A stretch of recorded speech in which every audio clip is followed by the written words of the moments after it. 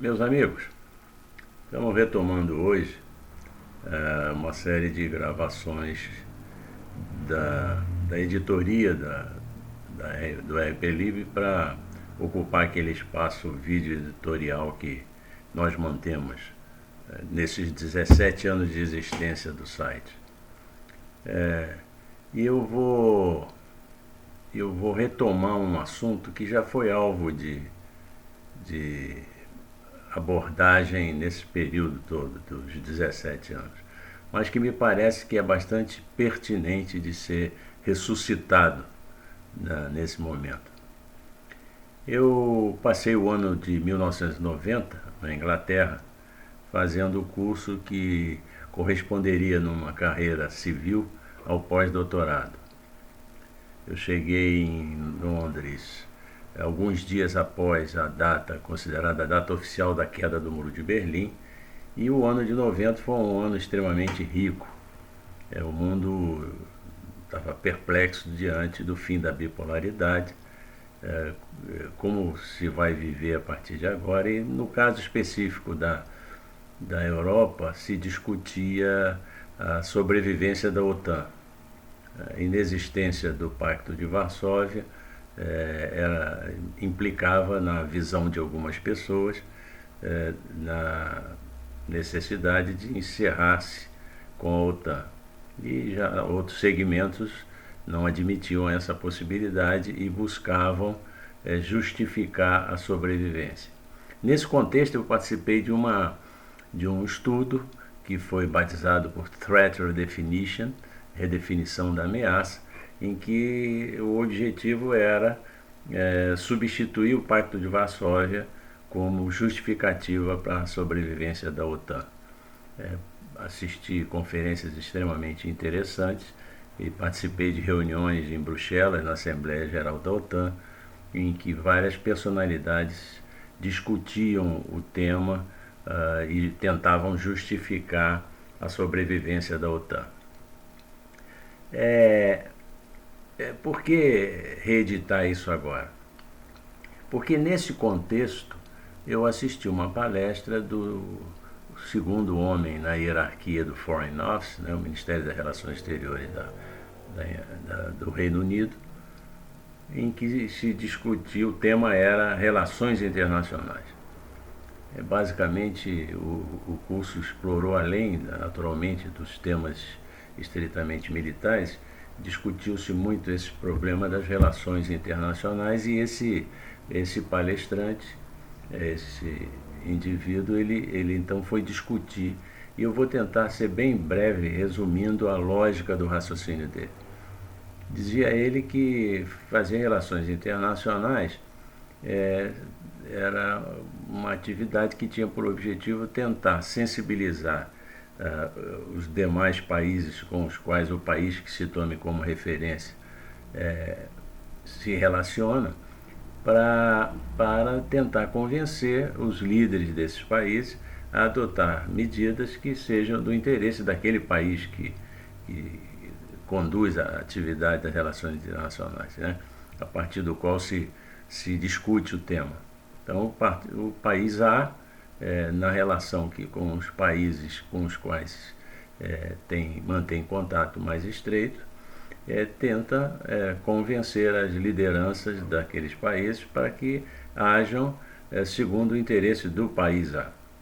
E o que merece ser discutido aqui é que o palestrante então disse que, para fazer esse trabalho de tentar aproximar o mundo real daquele mundo ideal do ponto de vista do país A, seriam três as iniciativas, seriam três instrumentos que permitiriam esse esforço.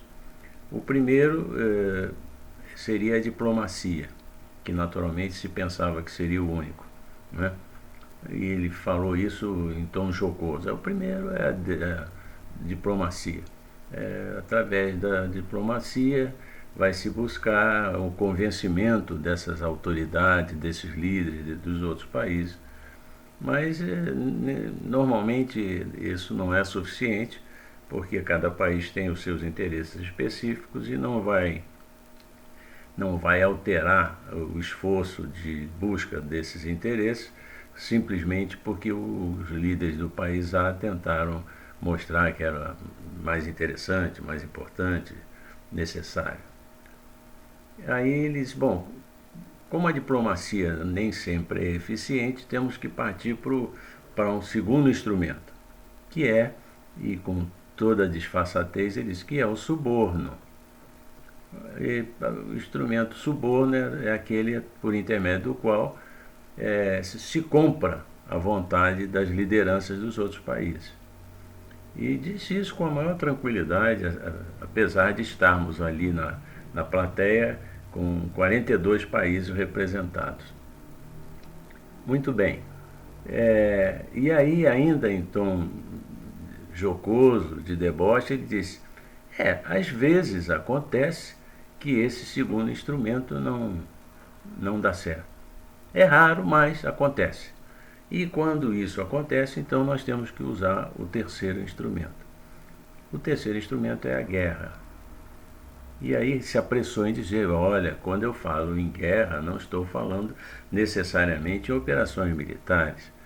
Nós estaremos fazendo o combate político, o combate psicossocial, o combate tecnológico, e citou várias formas por intermédio das quais se pode influenciar decisões dos líderes de outros países para que adotem posturas que sejam do interesse daquele país, tomado como referência, o país A. Aqui cabe essa reminiscência, né? A reedição dessas reflexões que já foram discutidas em outros momentos nesse site, com objetivos diversos. É que é preciso que se compreenda e se aceite que os países, as nações vivem em conflito permanente e que, na verdade, a paz, entre aspas, né, uma paz sem envolvimento de atividades de operações militares, é uma paz fictícia, né? Esforços de todas as direções são feitos permanentemente por todos os países com o objetivo de impor o seu interesse no contexto da coletividade das nações. A globalização das comunicações, né, essa influência incrível da esquerda em vários segmentos da sociedade, uma globalização da busca de esquerdização de todo o universo, de todas as nações, acaba por fazer com que se viva permanentemente em conflito. E é preciso que se compreenda isso, porque é preciso que se desenvolva uma sensibilidade maior para a análise dos fatos que vão ocorrendo, as manifestações públicas das personalidades as mais distintas do mundo, né? Os Macron, os ridículos Macron da vida, estão permanentemente se manifestando, independentemente do que isso possa significar de prejuízo para esse ou para aquele outro país, e todos estão ao mesmo tempo trabalhando. A mídia, particularmente, ela está esquerdizada no mundo inteiro. Os representantes dos grandes comunicadores da Europa, eles estão no Brasil porque representam o interesse do segmento da mídia naquele país, estão em permanente contato com os seus companheirinhos aqui e a busca de informações que possam denegrir a imagem do país no exterior e criar toda uma ambiência favorável para que as pressões externas induzam as lideranças no Brasil a adotar procedimentos que estejam alinhados com o que esses países esperam. O que merece ser destacado é que é nojento, asqueroso, repugnante se constatar que brasileiros estão a serviço desses interesses, né? Uma parcela, acredito, uma parcela que está convencida das teorias que favorecem esse esforço de esquerdização do mundo, razões as mais diversas, podem levar o indivíduo a se convencer de que isso ou aquilo é verdade. Mas o que é nojento é que a esmagadora maioria está na luta pela sobrevivência, são aventureiros, são indivíduos abjetos, né? Basta raciocinar que esses deputadinhos federais que estão aí não têm cultura, não têm preparo, não estão, em hipótese alguma, capacitados a defender teorias que os tenham impregnado e que estejam efetivamente defendendo as suas convicções. Coisa nenhuma, esses indivíduos estão sobrevivendo. Basta fazer uma avaliação do perfil dessas pessoas. Se não fossem deputados, eles estariam fazendo o quê? Ganhando que tipo de valor, de salário, se estivessem empregados, né? Então, é a luta pela sobrevivência. Então, manifestações ridículas de chamar o indivíduo de miliciano, de essas besteiradas que a gente vê na televisão, só tem um motivo, uma motivação. Elas pretendem assegurar para essas figuras jocosas, ridículas, uma possibilidade, uma probabilidade maior de reeleição, que é a única forma desse indivíduo viver num patamar social que ele não viveria em hipótese alguma se não fosse deputado ou senador. Indivíduos completamente despreparados, sem formação acadêmica nenhuma, e que fazem presepadas, palhaçadas em público, porque sabem que a esquerda tem aí um nicho de cerca de 30% de adeptos, né?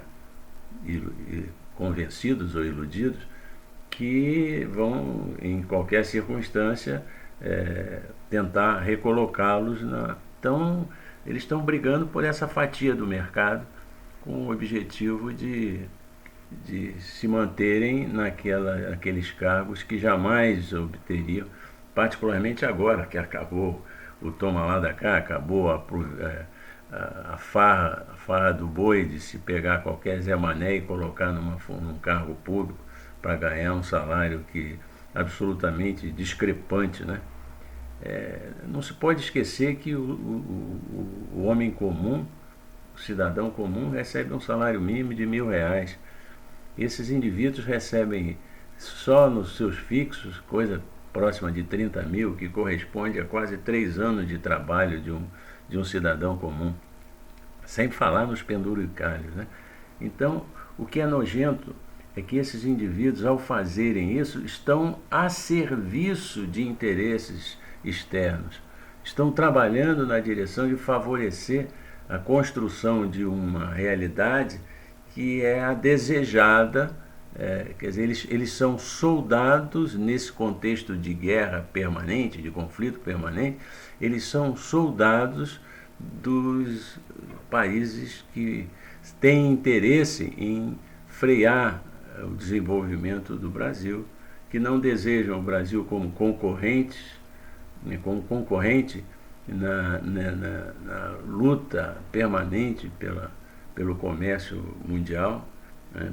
Então, é asqueroso se pensar que indivíduos, por despreparo, má fé, desonestidade, interesses imediatos, são capazes de comportamentos que favorecem, vão ao encontro do interesse de outros países, de outros grupos políticos e econômicos que desejam frear, dificultar o desenvolvimento do Brasil em qualquer área, seja na área econômica.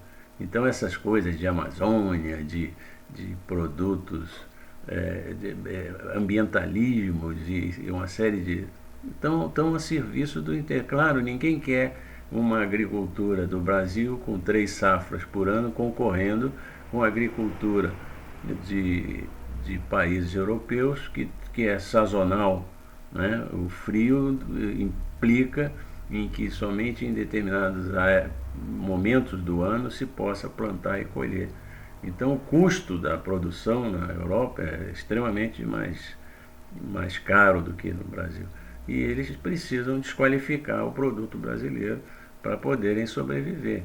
E um bando de idiotas aqui fazendo o serviço do interesse deles, com as justificativas mais absurdas. E isso vale não só para essa área, mas para todas as áreas. Então você vê, em 90 eu cansei de assistir artistas da Rede Globo fazendo declarações públicas que eram transmitidas ao público inglês, denegrindo a imagem do Brasil, quase que dizendo, por favor, venham nos salvar, nós somos incompetentes, nós somos incapazes, precisamos do apoio de vocês para sobreviver. E o impacto era significativo. Eu cansei de ouvir de colegas que faziam o mesmo curso: nossa, a situação no Brasil é complicada, né? Vocês estão em grande dificuldade. E agora a gente assiste as Dilma da vida, esses políticos ridículos, sendo mantidos no exterior, fazendo palestras. É claro que eles estão no círculozinho deles, mas tem repercussão. E eles estão lá, não estão nem um pouco preocupados com a sobrevivência do país nas melhores condições, não. Eles estão procurando se manter em evidência para continuar, de alguma forma, sobrevivendo financeiramente desses apoios externos e trabalhando na direção de denegrir o trabalho das autoridades no país a serviço de interesses externos que pretendem, como eu tenho dito, frear o desenvolvimento do Brasil. Então é preciso que compreendamos isso. Estamos permanentemente em conflitos.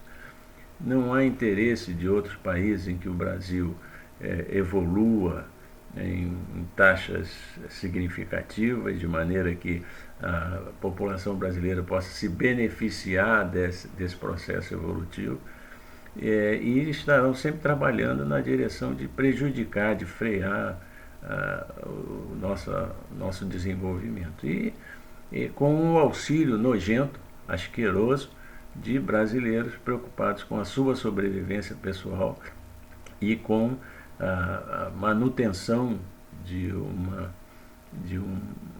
um grupo político que precisa desse discurso para sobreviver, né? Então, e são capazes de qualquer coisa, são capazes de qualquer tipo de comportamento no sentido de ressuscitar as suas esperanças de sobrevivência. Então fica aqui a minha convocação para que aquelas pessoas que têm um pouco mais de discernimento, têm acesso à informação e capacidade de análise mais apurada, que não se deixem influenciar por esse trabalho de desqualificar o que quer que se faça no país, como também de lutar na direção contrária. Esse pessoal não mede consequências, eles trabalham o tempo todo unidos para atingir os seus propósitos. Nós somos meio dispersivos, né? Temos consciência da realidade, mas não atuamos de forma concreta. Então é preciso que repensemos essa nossa postura e trabalhemos de forma séria, objetiva, com o propósito de não permitir que essa gente tenha sucesso. Fiquem com Deus.